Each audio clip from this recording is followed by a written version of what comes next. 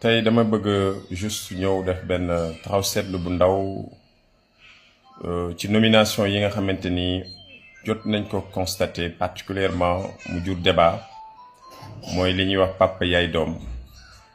Bon, j'ai vu des patriotes, des gens ñu jéem koy défendre man jàpp naa ni bu fekkee ni bëgg nañ projet bi dëgg mu réussir foog ñu nangu di waxante dëgg. Faut pas ñu jéem di chercher à faire la politique de l'autruche. La politique de l'autruche mooy nga gis dëgg ñu wax la ko nga bañ fatt say nopp fatt say bët ba pare génne saw làmmeñ di wax. Gis nga dafa am loo xamante ni lii di xew cay ñu fal papa yaay doom man dama ne woon du ma ci wax tànk aw ma ci lu ma ci leer mais ba mu leere ba xam ni ñii ñuy wax dëgg la te loolu tamit moo am ñu génn di bëgg a layel affaire bi jaare ko fii dañ fi yàggoon nekk militant dañ fi yàggoon nekk nangam gis nga loolu du dëgg. Gis nga nit Ousmane Sonko kenn ragalu ko jox nañ ko cër comme le président Diomaye mais lañ doon wax démb bañ ko gisaan muy xew ca Massamba dañ taxoon ñun ñëpp ñaawlu ko bokk nañ ci loo xamante ni Macky Sall moo ko njëkkoon na ñàkk di rafetal xeex ko ci Abdoulaye Wade bi mu amee mu ñëw taxawoon nu ni mel di ko dox ñu jàpp ni ba mu ko njëkkee def xañ na dafa juum mu continuer di ca wëy def doxalinu maate yi buñ ko gisee tamit ñun ñu ko doon kaas di woon ni la famille nag buñ koy wax moo xam mu nekk une famille du président de la République wala une famille d'une tierce personne que ce soit ñu gis ni d'une certaine manière dañ leen a impliqué de trop. Ça il faut le dire parce que c'est ça la réalité. Nit nag ki gën ci nit ñi mooy bokk na ci ñi ki nga xamante ni bu defee erreur day nangu ni def na erreur waaye mu wëlbatiku am yéeney soppeliku c'est-à-dire que tuub defaraat. Même jullit noonu la nit doo def erreur wala nga def loo xamante ni tey jam-jam la parce que la nga daan jam nit ñi dañ la ciy jam nga wëlbatiku jàpp ni loolu noonu damay ci féttéerlu sama yoon nekku ci je m'en fous na nit ñi wax na nit ñi xotteeku. Pour man ce n'est pas comme ça. Ce n'est pas comme ça qu'on doit voir donc les choses. Et la rupture bi ñu doon woote par éthique et par essence am na loo xamante ni suñ ko waroon na mën a sañ a def tamit war ko rus a def ndax le passé daf ñu nekk loo xamante ni dañ ci nekkoon des acteurs di ci xeex. Donc ñu jàpp ni oui par des compétences de ko expliquer c'est pas ça. Ousmane Sonko a été très clair waxoon nañu fi nit ñi dégg nañ ko. Ce n'est pas parce que dama xeex ci projet bi mooy tax ma jëriñu ci. Ce n'est pas parce que effectivement militant de première heure la woon moo tax ma mën ci am. Ce n'est pas parce que dama engagé wu woon moo tax ma mën cee war a jot poste. ñun ñëpp ñu gëm ni comme njëriñu Sénégal tax ñuy xeex nañ ko ci anam yi tax ku si nekk joxe sa bopp ci ni nga ko mënee ci ni nga ko yaakaaree. Donc aujourd'hui aussi suñu gisee lenn loo xamante ni moo ngi xaajamal wala mën na yàq joxelinu projet bi effectivement noonu ñu taxee woon di ko wax noonu lañuy taxawaat di ko wax. ñu fal ñu bañ ñoo fal ñu am ñu bañ a am li ñu gëm mooy l'intérêt donc national l'intérêt donc général te gis nañ ni évidemment nomination yooyu mënuñ ko rafetlu quel que soit alpha mënuñ ko aussi justifier la fille parce qu'elle a des compétences mais non elle n'est pas la seule à avoir donc des compétences dans le domaine de l'artisanat. Aujourd'hui dans le ministère donc de l'artisanat ñu ko fa jiitu ñoo nga fa ñoo xamante ni ils se sont battus même bu ñu nekkul ay militants gëm nañ l'esprit du projet ñu fa nekk ñu fa waroon a mën a nekk ëpp ko fa expérience fuuf peut-être ëpp ko fa ay diplôme fuuf lan moo indi mu am promotion plutôt que les autres. Yaayam nekk na ministre papaam nekkoon na ci cabinet comme ni di oui nekkoon na ci cabinet Ousmane Sonko yàgg na fa faluñ ko wala bu nekkee conseiller tamit c'est parce que il a toujours donc été là-bas. D'accord mais dafa am loo xamante ni éthique la ak décence te loolu il faut ñu nangu ko am humilité nangu ni kat lii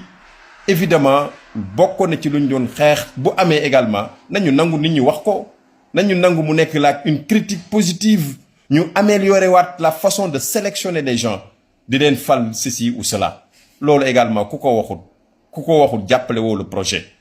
parce que on en a vu avec donc la SAED on en a vu donc avec Serigne Diop etc.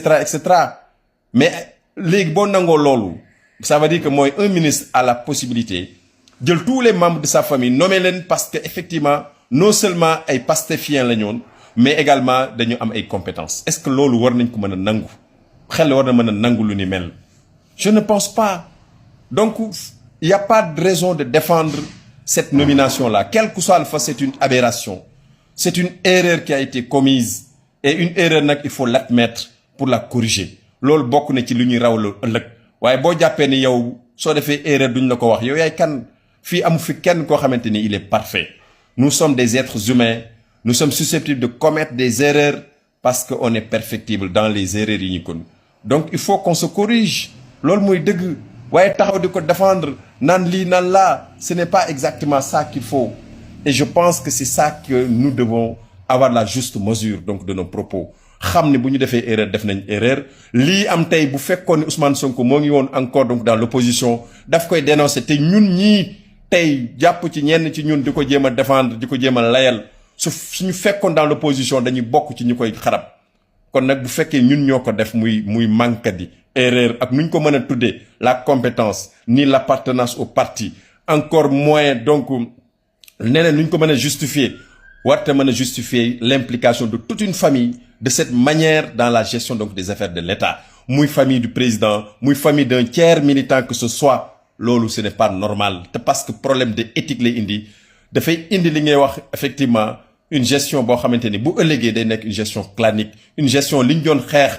nañ ko doon xeexee également noonu la ñu war a wéye man loolu laa gëm parce que loolu moo ma boole woon ci may xeex ci l'esprit du projet je ne suis pas un militant de PASTEF je ne chercherai pas à être un militant bu fekkee ni être servi c'est par le militantisme lañ koy donné li ma gëm mooy li defar Sénégal dama ciy taxaw ila yow mi diini projet bi tey laa ko gën a gëm tey laa ci gën a ànd tey laa ci gën a ñooñ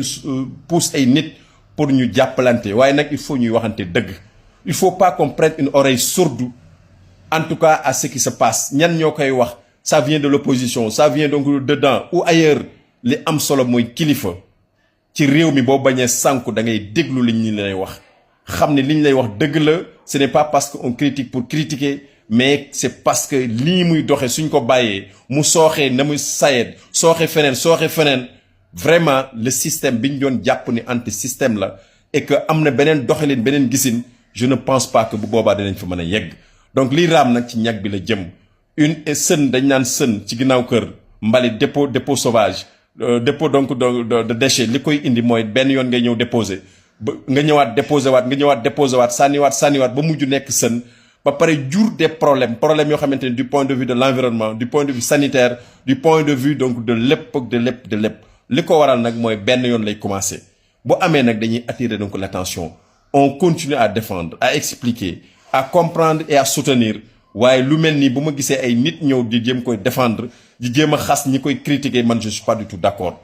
ku ma ci jàpp ma ci ku ma ci bàyyi ma ci lu dul dëgg du dëgg gis nga fii bu fekkee dañoo ragal Ousmane Sonko wala ñu ragal ñi jiite ba jàpp ne wala ñu am yaakaar ba tax nañu bañ a wax dëgg jàppal ni ñoo ngi lor suñu bopp ñoo ngi suuxal suñu bopp parce que yaakaar dina tax nit ki noppi ci lu mu war a wax parce que jàpp na ne bu waxee yàqule moo tax mu noppi loolu nag du dëgg Sénégal li koy defar mooy ñu waxante dëgg xoolante ci biiri bët te loolu la ñu gëmoon te loolu moo fi nekk bu njuumte amee nañ ko nangu wa salaam nomination bi rien ne saurait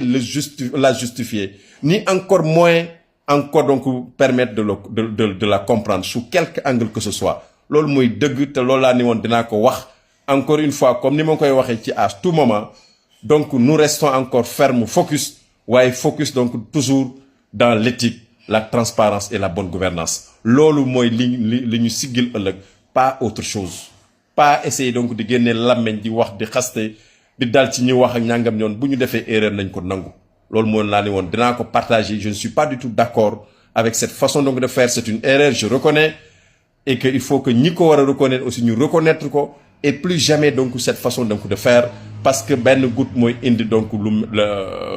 leneen mooy indi leneen ba bu yóbbaa dinañ toll foo xamante ni ce sera trop tard wasalaam